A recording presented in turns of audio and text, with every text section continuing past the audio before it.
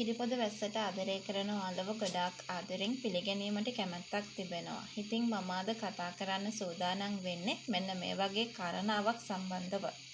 විශේෂයෙන්ම ඔයා දන්නවද ඉදිරියට පේශල යනවා ඒ තිදැස්ව මුණ ගැහෙන්න.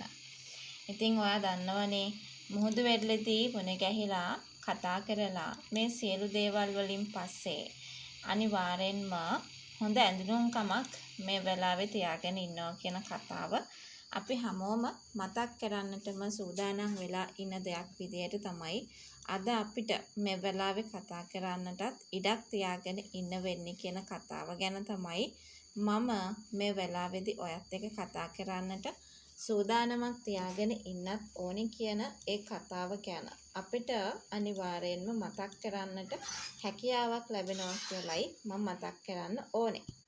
ඉතින් අනිවාර්යෙන්ම දැන් පේශලටත් ගුටි කන්න සිද්ධ වෙනවා.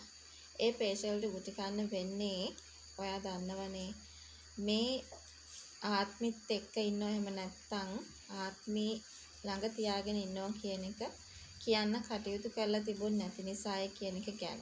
අපි මේ වෙලාවේ ඔයත් එක්ක කතා කරන්න සූදානමකිනුත් එකතු වෙලා ඉන්නවා කියන කතාව ගැන තමයි. අපි මේ වෙලාවේ ඔයව දැනුවත් කරන්නට කැමැත්තක් පළ කරගෙන ඉන්නේ කියන කතාව ගැන.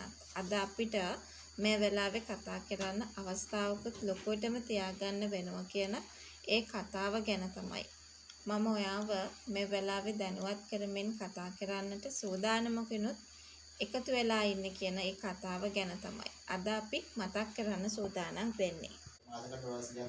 ඉතින් කොහොමනත් අපි තව දෙයක් මතක් කරගන්නට ඕනේ. ඒ තමයි පේජලට ඕන කරන්නේ කොහොම හරි දැන් බලා ගන්න. ඉතින් කොහොම හරි තව දෙයක් කියන්න ඕනේ. ඒක අපිට මෙන්න මේ විදිහේ අදහසක් ගන්න පුළුවන් වෙනවා කියන කතාව ගැන තමයි අපි හැමෝටම මතක් කරන්න පුළුවන් කමක් තිබුණේ කියන කතාව අපි හැමෝම මතක් කරලා දෙන්නට සූදානමක් තියාගෙන ඉන්නවා.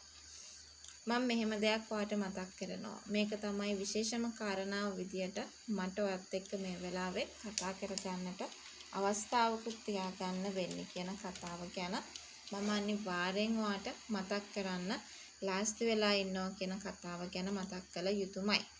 ඉතින් තිදැස්ට මේ ගැන කිව්වට පස්සේ අනිවාර්යෙන්ම හඩරුව කිව්වට පස්සේ ඒ හඩරුවත් එක්ක තිදැස්ට හිතෙන්න පටන් ගන්නවා මේ අරුෂ්ද කියන එක ගැන. ඉතින් ඉදිරියට මේ දෙන්න එකතු වෙලා අනිවාර්යෙන්ම හොයන්න පටන් ගන්නවා මේ විදිහට දරුවෝ අරන් ගියේ මොන වගේ හේතුවක් නිසාද කියන එක කියන දේ ගැන අපි විශ්වාසයෙන් යුක්තව මේ වෙලාවේ කතා කරන්නට සූදානමක් තියාගෙන ඉන්නවා කියන ඒ කතාව ගැන අපි අනිවාර්යෙන්ම ඔයාලට මතක් කරන්නට කටයුතු කරගෙන යන කාරණාවක් විදිහට තමයි මම අනිවාර්යෙන්ම ඔයාව දැනුවත් කරන්නේ.